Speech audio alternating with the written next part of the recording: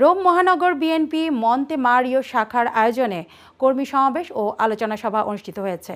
এতে নেতৃবৃন্দ ভারত সহ সকল ষড়যন্ত্র রুখে দেওয়ার আহ্বান জানান। বিস্তারিত দেখুন রিপোর্টে।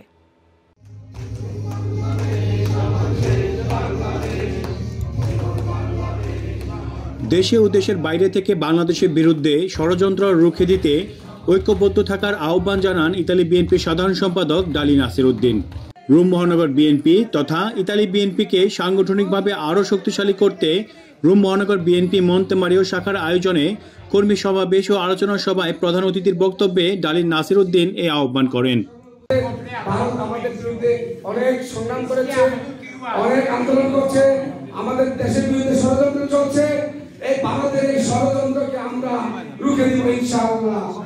কর্মী সমাবেশ ও আলোচনা সভায় আব্দুর রহমানের সভাপতিত্বে এবং সিরাজ চৌধুরী ও শাহ আলম মোল্লার যৌথ পরিচালনায় রোম মহানগর বিএনপি ভারপ্রাপ্ত সভাপতি সিরাজুল ইসলাম মৃধা ও সাধারণ সম্পাদক কাজী আবুল বাশার বিশেষ অতিথির বক্তব্যে বলেন, সাংগঠনিকভাবে শক্তির বিকল্প নেই। আমার দলের রোম মহানগরের সেক্রেটারি সাহেবকে আমি ধন্যবাদ দেই।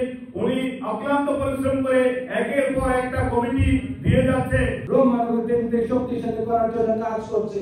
কর্মী সমাবেশ কর্মীদের সমাবেত করার কারণ হচ্ছে আপনারা এই জাতীয়তাবাদে বিশ্বাস, জাতীয়তাবাদী দল কি, জাতীয়তাবাদী দলের নীতি কি, আদর্শ কি, সেই আদর্শকে জানা। এ সময় উপস্থিত ছিলেন ইতালি বিএনপি সহসভাপতি জহিরুল ইসলাম, সিনিয়র যুগ্ম সাধারণ সম্পাদক তৌহিদ কাদের, আলামিন বিশ্বাস, সাংগঠনিক সম্পাদক আব্দুল মান্নান হীরা সহ আমিনুল্লাহ কাইয়ুম, মৃধা সুলাইমান, চুন্ন মৃধা, মিজান মল্লিক, হাবিবুর রহমান, শাহিন কবির, বিল্লাল হোসেন ও মুজিবুর রহমান শেখদার সহ অসংখ্য জাতীয়তাবাদী নেতাকর্মীরা। বক্তারা বলেন, এতদিন যারা মুক্তিযুদ্ধের চেতনা বিক্রি করেছে তারাই এখন স্বাধীনতার মাসে দেশে অরাজকতা সৃষ্টি করতে চায়।